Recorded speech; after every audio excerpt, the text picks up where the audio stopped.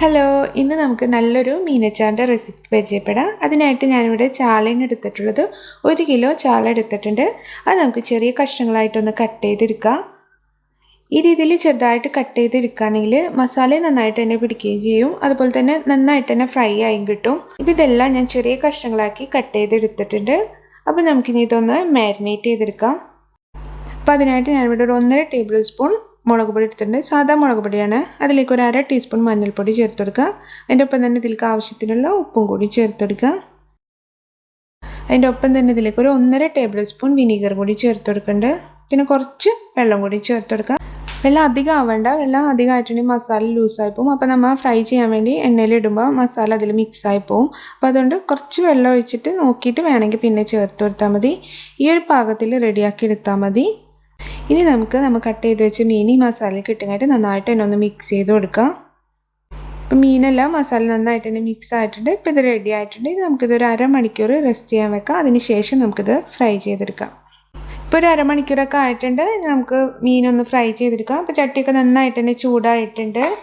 ഞാനിപ്പോൾ ഇത് വെളിച്ചെണ്ണയിലാണ് ഫ്രൈ ചെയ്തെടുക്കുന്നത്. വെളിച്ചെണ്ണയ്ക്ക് പകരം നമുക്ക് നല്ലെണ്ണ ആയാലും യൂസ് ചെയ്താൽ മതി. ഇപ്പോൾ കുറേ ക്വാണ്ടിറ്റിയിൽ കുറച്ച് നാൾ അധികമൊക്കെ വെക്കാൻ വേണ്ടി ഉദ്ദേശിച്ച് നമ്മൾ ഉണ്ടാക്കുകയാണെങ്കിൽ നല്ലെണ്ണയാണ് എപ്പോഴും നല്ലത്. അതല്ലാന്നുണ്ടെങ്കിൽ നമുക്ക് വെളിച്ചെണ്ണയോ സൺഫ്ലവർ ഓയിലൊക്കെ എടുക്കാവുന്നതാണ്. ഞാനിപ്പോൾ ഇത് വെളിച്ചെണ്ണയിലാണ് ഫ്രൈ ചെയ്യുന്നതും അച്ചാർ ഉണ്ടാക്കുന്നതും. നന്നായിട്ട് നല്ല മൊരിഞ്ഞ് വരുന്ന രീതിയിൽ തന്നെ ഫ്രൈ ചെയ്തെടുക്കുക. അതല്ലാന്നുണ്ടെങ്കിൽ അച്ചാർ പെട്ടെന്ന് കേടായി പോവും. പിന്നെ ഇതുപോലത്തെ ഒരു വലിയ പാനൊക്കെ എടുക്കുകയാണെന്നുണ്ടെങ്കിൽ പെട്ടെന്ന് തന്നെ നമുക്കിത് ഫ്രൈ ചെയ്ത് ഒറ്റയടിക്ക് തന്നെ ഫ്രൈ ചെയ്തെടുക്കാൻ പറ്റും. ഇതിൽ നന്നായിട്ടൊന്ന് മൊരിഞ്ഞ് വരണ വരെ നമുക്കിതൊന്ന് ഫ്രൈ ചെയ്തെടുക്കാം. ഇപ്പോൾ ഇത് റെഡി ആയിട്ടുണ്ട്. നമുക്കിത് ഇതിൽ നിന്ന് മാറ്റിക്കൊടുക്കാം.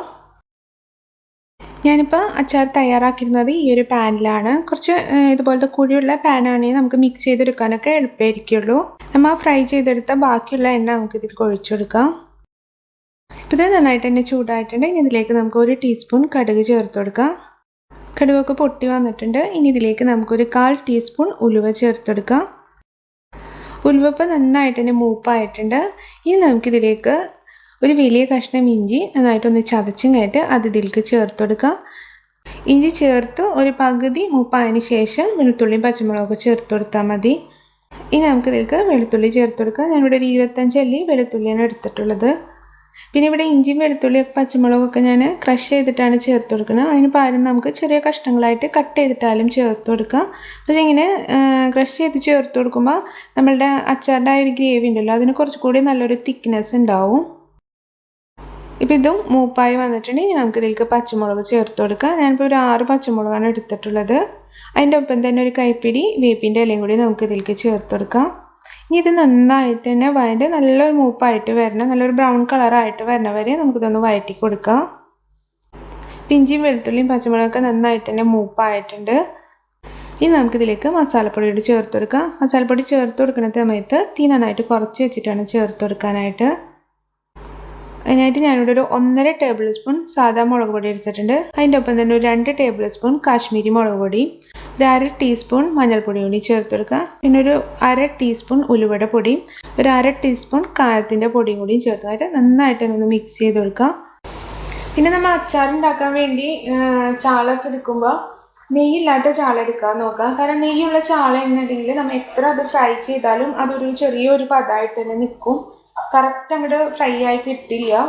അപ്പം അതുകൊണ്ട് ഏറ്റവും നല്ലത് നെയ്യില്ലാത്ത മറ്റേ പനീനുള്ള ചാളയില്ലേ അങ്ങനത്തെ ചാള എടുക്കുന്നതാണ്. ഇപ്പോൾ മസാലകളെല്ലാം നന്നായിട്ട് തന്നെ വഴണ്ട് അതിൻ്റെ ആ ഒരു പച്ചമണമൊക്കെ ഒന്ന് മാറി വന്നിട്ടുണ്ട്. ഇനി നമുക്കിതിലേക്ക് വിനീഗർ ചേർത്ത് കൊടുക്കാം. ഞാനിപ്പോൾ 1 കപ്പ് വിനീഗർ ഇതിലേക്ക് ചേർത്ത് കൊടുക്കുന്നുണ്ട്. അതിൻ്റെ ഒപ്പം തന്നെ ഇതിലേക്ക് ആവശ്യത്തിനുള്ള ഉപ്പും കൂടിയും ചേർത്ത് കൊടുക്കാം. ഇതിൻ്റെ ഒപ്പം തന്നെ ഞാൻ ഇതിലേക്ക് ഒരു 1/2 കപ്പ് നല്ല തിളച്ച വെള്ളം കൂടി ചേർത്ത് കൊടുക്കുന്നുണ്ട്. ഇത് നന്നായിട്ട് തന്നെ ഒന്ന് തിളച്ച് അതിൻ്റെ ആ എണ്ണയൊക്കെ ഒന്ന് തെളിഞ്ഞ് വരണം. ഇപ്പോൾ ഇത് ചെറുതായിട്ട് എണ്ണയൊക്കെ തെളിഞ്ഞ് തുടങ്ങിയിട്ടുണ്ട്. ഇനി ഇതിലേക്ക് നമുക്കൊരു 1/2 ടീസ്പൂൺ പഞ്ചസാര ചേർത്ത് നന്നായിട്ടൊന്ന് മിക്സ് ചെയ്ത് കൊടുക്കുക. പിന്നെ ഉപ്പും പുളിയൊക്കെ നോക്കിയിട്ട് കുറവുണ്ടെങ്കിൽ അതും ചേർത്ത് കൊടുക്കുക. കുറച്ച് ഉപ്പ് കുറവുണ്ട്, അപ്പോൾ ഞാൻ ഇത്തിരി ഉപ്പും കൂടി ഇതിലേക്ക് ചേർത്ത് കൊടുക്കുന്നുണ്ട്. ഇനി നമ്മൾ ഫ്രൈ ചെയ്ത് വെച്ച മീനും കൂടി ഇതിലേക്ക് ചേർത്ത് കൊടുക്കുക. എന്നിട്ട് ഇത് നന്നായിട്ട് ഒരു 5 മിനിറ്റോളം നന്നായിട്ട് തന്നെ ഈ മീൻ ഈ മസാലയിൽ കിടന്നൊന്ന് തിളച്ച് ചെറിയ തീയിലൊന്ന് തിളച്ച് വരണം. ഇപ്പോൾ ഒരു 5 മിനിറ്റ് ഒക്കെ ആയിട്ടുണ്ട്. ഇനി നമുക്ക് തീ ഓഫ് ചെയ്യാം. അപ്പോൾ ഇത് റെഡി ആയിട്ടുണ്ട്. ഇത് നന്നായിട്ട് തന്നെ ചൂടാറിയതിന് ശേഷം നമുക്കൊരു കുപ്പിയിലേക്ക് മാറ്റി കൊടുക്കാം. ഒരു 2 ദിവസമൊക്കെ കഴിഞ്ഞ് എടുക്കുമ്പോഴാണ് ആ ഉപ്പും പുളിയൊക്കെ പിടിച്ചിട്ട് അച്ചാറിന് കറക്റ്റ് ഒരു ടേസ്റ്റ് കിട്ടുള്ളൂ. അപ്പോൾ പറ്റുകയാണെങ്കിൽ എല്ലാവരും ട്രൈ ചെയ്ത് നോക്കിയിട്ട് തീർച്ചയായിട്ടും നിങ്ങളുടെ അഭിപ്രായം അറിയിക്കുക. വീഡിയോ ഇഷ്ടപ്പെട്ടാൽ ലൈക്ക് ചെയ്യാൻ മറക്കരുത്. അപ്പോൾ ഇനി നമുക്ക് വീണ്ടും വേറൊരു റെസിപ്പിയുമായി കാണാം. താങ്ക്